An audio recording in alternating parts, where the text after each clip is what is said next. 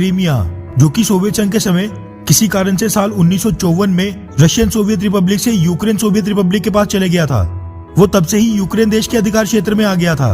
मगर सोवियत संघ के पतन के बाद से ही रशिया की उस पर टेढ़ी नजर थी और वो क्रीमिया को वापस से अपने अधिकार क्षेत्र में लेना चाहता था। मगर ये चीज काफी मुश्किल थी, क्योंकि इंटरनेशनली सभी देश और यूएन ऑर्गेनाइजेशन सभी क्रीमिया को यूक्रेन का हिस्सा मानते थे। लेकिन रशिया साल 2014 में तब भी आगे बढ़ा और उसने साल 2014 के फरवरी महीने में क्रीमिया में अपने आर्म्ड सैनिकों को बिना किसी आइडेंटिफिकेशन साइन के भेजा, ताकि बाकी के देशों को ये नहीं लगे कि ये रशिया के भेजे गए लोग हैं। यूक्रेन सैन्य क्षमता में रशिया से काफी कमजोर था, इसीलिए रशियन ट्रूप्स ने बड़ी आसानी से क्रीमिया को कुछ दिनों के अंदर ही अपने कंट्रोल में ले लिया था। उसके बाद रशिया ने क्रीमिया में एक रेफरेंडम करवाया, जिसको आज भी अधिकतर देश या फिर इंटरनेशनल ऑर्गेनाइजेशंस वैध बिल्कुल नहीं मानती। उस रेफरेंडम में क्रीमिया के लोगों को 2 ऑप्शन दिए गए थे।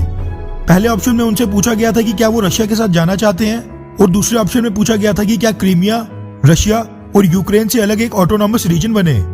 वहीं रिजल्ट की बात करें तो रशियन अथॉरिटीज ने कहा था कि 96.7% लोगों ने रशिया के साथ जाने के लिए वोट किया था, जो कि बोला जाता है कि वो पूरी तरह झूठा क्लेम था। वैसे गौर करने वाली बात यह भी है कि क्रीमिया के लोगों को रेफरेंडम में ये ऑप्शन देकर पूछा ही नहीं गया था कि क्या वो यूक्रेन के साथ ही रहना चाहते हैं या फिर नहीं, और ये रेफरेंडम बिना किसी भरोसेमंद इंटरनेशनल ऑब्जर्वर्स के बड़ी हड़बड़ाहट और जल्दबाजी में किया गया था।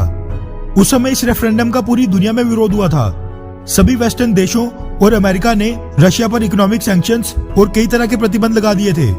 आज का G7 ग्रुप पहले G8 हुआ करता था, क्योंकि उस वक्त उसमें रशिया भी शामिल था, मगर क्रीमिया को जबरदस्ती हड़पने के बाद रशिया को G8 से बाहर निकाल दिया गया था, जिसके बाद G8 फिर G7 बन गया था। इसी के साथ रशिया पर और भी कई तरीके की कड़ी कार्रवाई की गई थी,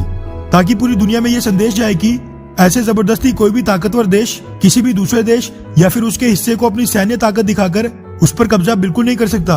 वहीं जब उस समय दुनिया का कोई भी देश रशिया के समर्थन में आगे नहीं आ रहा था, उस वक्त भारत ने क्रीमिया के रशिया का हिस्सा होने को मान्यता देकर रशिया पर बड़ा उपकार किया था। भारत दुनिया का सबसे बड़ा लोकतांत्रिक देश है, इसीलिए उस वक्त भारत द्वारा रशिया का समर्थन करने पर दुनिया के बाकी देशों ने भारत पर कई तरीके के सवाल उठाए थे, मगर तब भी भारत रशिया के समर्थन में ही खड़ा रहा और भारत ने बाकी के लोकतांत्रिक देशों की बदनामी सही।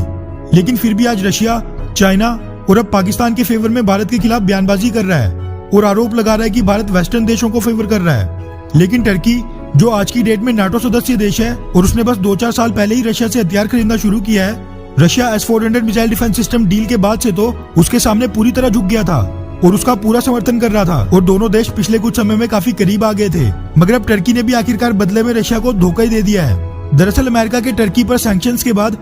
टर्की और रशिया काफी नजदीक आ रहे थे और पिछले कुछ समय से डिप्लोमेटिक से लेकर डिफेंस कॉपरेशन दोनों देशों के बीच काफी तेजी से बढ़ रही थी। मगर अब ये खबर निकल कर आ रही है कि टर्की ने कहा है कि